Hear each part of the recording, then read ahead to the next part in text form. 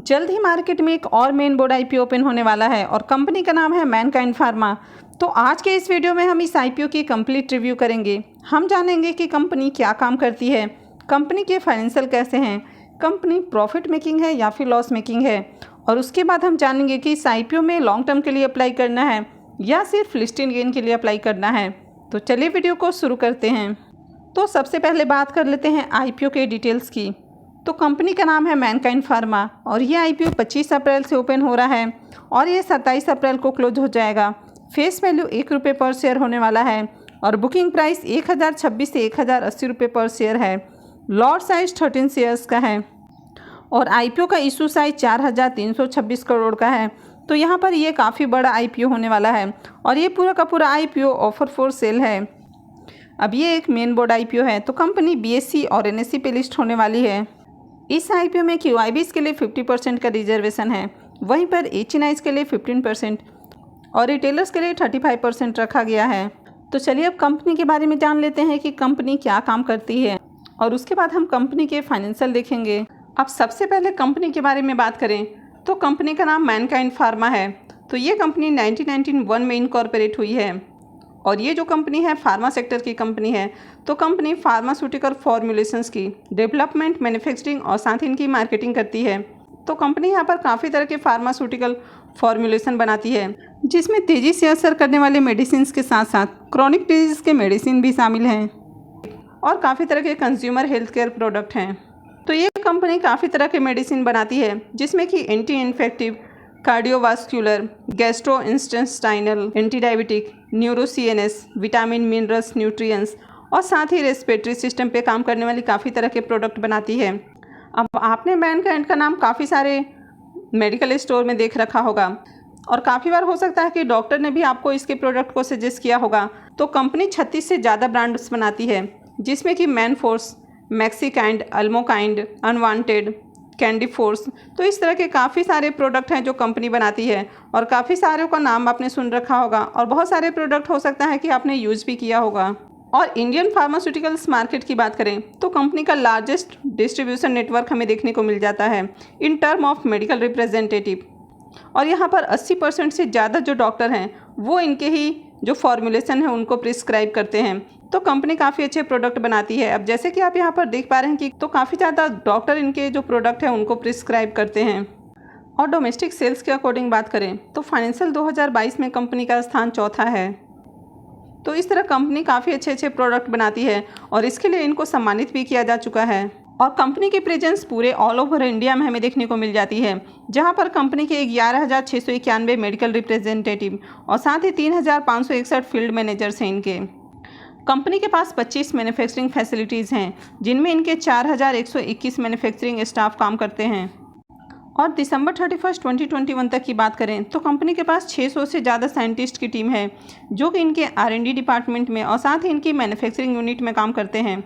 और कंपनी का जो मैन्युफैक्चरिंग यूनिट है वो IMT मनेसार, गुरुग्राम, हरियाणा में स्थित है, साथ ही थाने, महाराष्ट्र में भी स्थित है। तो अगर ओवरऑल कंपनी के बिजनेस की बात करें तो कंपनी एक फार्मा सेक्टर्स की जानी मानी कंपनी है। कंपनी ने अपने आप को काफ़ी अच्छे से एस्टेब्लिश किया है और कंपनी अब एक ब्रांड बन चुकी है और काफ़ी सारे इनके प्रोडक्ट लोगों के बीच में काफ़ी ज़्यादा पॉपुलर हैं। अब यहाँ पर आपने काफ़ी अच्छे अच्छे पॉजिटिव पॉइंट देख लिए कि कंपनी काफ़ी अच्छे अच्छे प्रोडक्ट बनाती है, डॉक्टर भी इनके प्रोडक्ट को प्रिस्क्राइब करते हैं, साथ ही कंपनी को सम्मानित भी किया जा चुका है। लेकिन इसके साथ ही इस आईपीओ के कुछ नेगेटिव पॉइंट भी हैं तो उसको हम बाद में डिस्कस करेंगे। उससे पहले चलिए हम इसके फाइनेंशियल देख लेते हैं। अगर कंपनी के फाइनेंशियल की बात करें तो सबसे पहले हम इसके टोटल एसेट को देख लेते हैं। तो इसके टोटल एसेट में ईयर ऑन ईयर हमें काफ़ी अच्छी ग्रोथ देखने को मिल रही है, साथ ही कंपनी के रेवेन्यू में भी अच्छी ग्रोथ है। अब कंपनी के प्रॉफिट की बात करें तो फाइनेंशियल 20 में कंपनी का प्रॉफिट 1056 करोड़ है, फाइनेंशियल 21 में 1293 करोड़ और फाइनेंशियल 22 की बात करें तो इसका जो टोटल प्रॉफिट है वो हमें करीब 27 करोड़ देखने को मिल रहा है। और फाइनेंशियल 23 की बात करें तो इसका भी करेंट प्रॉफिट 1015 करोड़ देखने को मिल रहा है। तो कंपनी काफ़ी अच्छे प्रॉफिट भी जनरेट कर रही है। अगर इसके नेटवर्थ की बात करें तो इसके नेटवर्थ में भी काफ़ी अच्छी हमें ग्रोथ देखने को मिल रही है, साथ ही कंपनी के रिजर्व एंड सरप्लस भी ईयर ऑन ईयर हमें बढ़ते हुए दिख रहे हैं। लेकिन यहाँ पर फाइनेंशियल 23 के रिजर्व को मेंशन नहीं किया गया है। अब कंपनी के ऊपर डेट की बात करें तो फाइनेंशियल 20 में जहाँ कंपनी के ऊपर 126 करोड़ का डेट है, फाइनेंशियल 21 में 234 करोड़, फाइनेंशियल 22 में इसका जो डेट है वो बढ़ के 1000 करोड़ से ज़्यादा हमें देखने को मिल रहा है। और फाइनेंशियल 23 में भी इसके करंट डेट की बात करें तो करंट में कंपनी के ऊपर 167 करोड़ का डेट देखने को मिल रहा है। तो यहाँ पर एक पॉजिटिव पॉइंट ये हो जाता है कि कंपनी ने अपने डेट को कम किया है, साथ ही कंपनी ईयर ऑन ईयर काफ़ी अच्छे प्रॉफिट जनरेट कर रही है। तो अगर ओवरऑल कंपनी के फाइनेंशियल की बात करें तो कंपनी के फाइनेंशियल हमें काफ़ी अट्रैक्टिव देखने को मिल रहे हैं। और अगर अभी इसके डेट को भी कंसीडर करें तो कंपनी जिस तरह के प्रॉफिट जनरेट कर रही है तो इस तरह से कंपनी कभी भी अपने कर्जे को उतार सकती है और ऑलमोस्ट ये कंपनी डेट फ्री कंसीडर की जा सकती है। तो कंपनी के ओवरऑल फाइनेंशियल काफ़ी अच्छे हैं। आईपीओ के ऑब्जेक्टिव की बात करें तो जैसा कि हमने पहले देखा कि ये जो आईपीओ है पूरी तरह से ऑफर फॉर सेल है, तो यहाँ पर इस आईपीओ से कंपनी को 1 रुपये का भी बेनिफिट नहीं होने वाला है। कंपनी के जो प्रमोटर्स और शेयर होल्डर्स हैं वे अपनी हिस्सेदारी बेच रहे हैं, तो इसका जो पूरा पैसा है वो कंपनी के प्रमोटर्स और उनके शेयर होल्डर्स को जाने वाला है। अब ये जो आईपीओ है ये 25 अप्रैल से ओपन हो रहा है और ये 27 अप्रैल को क्लोज हो जाएगा। आईपीओ का अलॉटमेंट डेट 3 मई है, रिफंड डेट 4 मई, क्रेडिट डेट 5 मई है और आईपीओ की लिस्टिंग 8 मई को होने वाली है।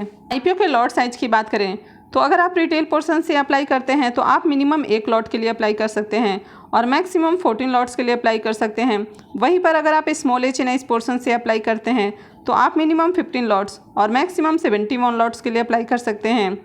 और अगर आप बिग एच पोर्शन से अप्लाई करने वाले हैं तो आपको 72 लॉट्स के लिए मिनिमम अप्लाई करना होगा। तो चलिए अब हम कंपनी के पी को देख लेते हैं कि आईपीओ किस वैल्यूएशन पर लाया जा रहा है।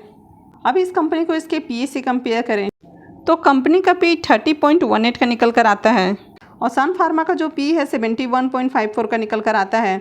सिप्ला का पी 28.18 का है, यानी कि सिप्ला का जो पी है वो इस कंपनी के मुकाबले कम देखने को मिल रहा है। साथ ही जायडस लाइफ साइंस का जो पी है वो 10.95 का है, तो इसका भी पी हमें इस कंपनी के मुकाबले कम देखने को मिल रहा है। अब कंपनी के वैल्यूएशन की बात करें तो कंपनी काफ़ी हाई वैल्यूएशन पर अपना आईपीओ लेकर आ रही है। अब अगर कंपनी 10-15 पी के अराउंड अपना आईपीओ लेकर आती तब इसका प्राइस फेयर होता, लेकिन यहाँ पर कंपनी ने जो प्राइस रखा है वो काफ़ी ज़्यादा हाई रखा है, तो कंपनी काफ़ी ओवर वैल्यूड प्राइस पर अपना आईपीओ लेकर आ रही है। तो चलिए अब हम इसके ग्रे मार्केट प्रीमियम देख लेते हैं और उसके बाद जानेंगे कि इस आईपीओ में अप्लाई करना है या फिर अवॉइड करना है। मैनकाइंड फार्मा आईपीओ के ग्रे मार्केट प्रीमियम को देखें तो अभी इसका ग्रे मार्केट में प्रीमियम 82 रुपीज़ पे ट्रेड कर रहा है।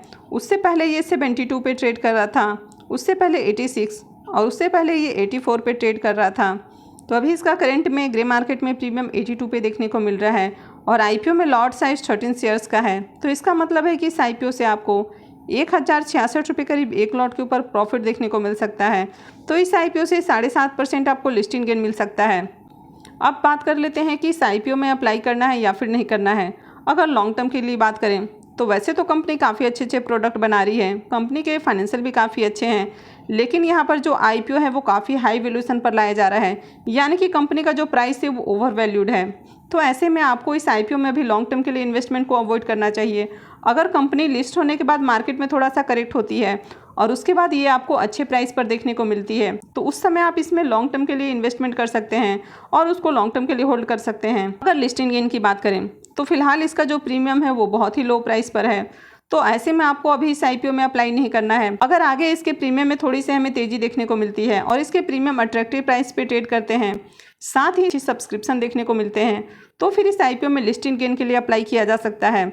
लेकिन अभी जिस तरह की मार्केट कंडीशन है तो ऐसे में किसी भी आईपीओ में अप्लाई करना बहुत ज़्यादा रिस्की है, क्योंकि आपने देखा कि काफ़ी ज़्यादा ग्रे मार्केट में हमें मैनिपुलेशन भी देखने को मिल रहा है। अब ये जो आईपीओ है काफ़ी बड़ा आईपीओ है, तो ऐसे में कंपनी के प्रमोटर्स चाहेंगे कि वे ज़्यादा से ज़्यादा प्रॉफिट लेके एग्जिट करें, तो ऐसे में ये रिटेलर्स को फंसाने की कोशिश करेंगे और ग्रे मार्केट में मैनिपुलेट भी करेंगे।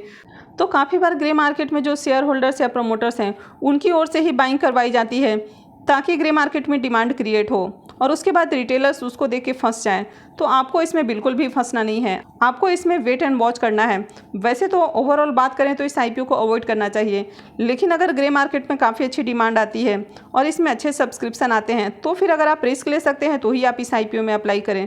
अदरवाइज अभी जिस तरह की मार्केट कंडीशन है आपको किसी भी आईपीओ में अप्लाई नहीं करना चाहिए। अभी किसी भी आईपीओ में अप्लाई करना बहुत ज़्यादा रिस्की है।